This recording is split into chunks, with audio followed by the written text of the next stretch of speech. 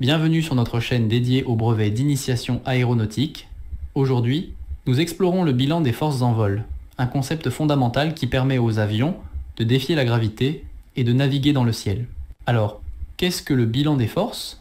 Le vol d'un avion est régi par 4 forces principales. La traction, ou poussée, générée par les moteurs de l'avion, elle permet de progresser dans l'air. La traînée, elle s'oppose au mouvement de l'avion. Elle est causée par la résistance de l'air.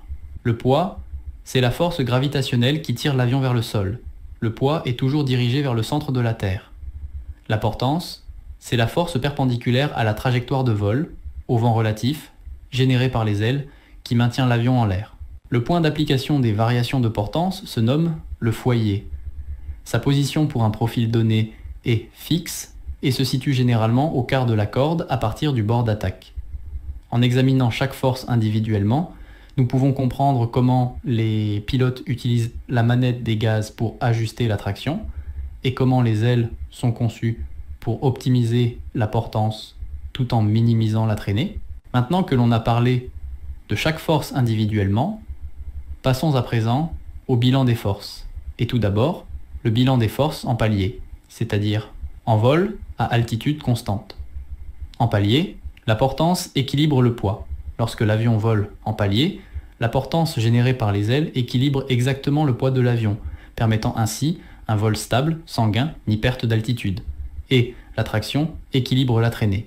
La poussée produite par les moteurs de l'avion compense la traînée aérodynamique causée par la résistance de l'air, permettant à l'avion de maintenir une vitesse constante. Si je donne maintenant une assiette à cabrer à mon avion, c'est-à-dire si je veux le faire monter, pour monter, l'avion doit générer une portance supérieure à son poids. Pour cela, il va devoir augmenter la traction pour surmonter la traînée accrue due à l'angle d'attaque élevé et à la composante du poids qui agit contre la direction de la montée. La traction doit être suffisamment élevée pour non seulement équilibrer la traînée, mais aussi pour aider à surmonter la composante verticale du poids due à l'angle d'ascension de l'avion. En montée, le poids se divise en 2 composantes, la grande composante qui est perpendiculaire au vent relatif et la petite composante qui est parallèle au vent relatif et vient s'additionner à la traînée. Voyons maintenant le bilan des forces en descente. En descente, la traction peut être réduite car la gravité aide à propulser l'avion vers l'avant et vers le bas.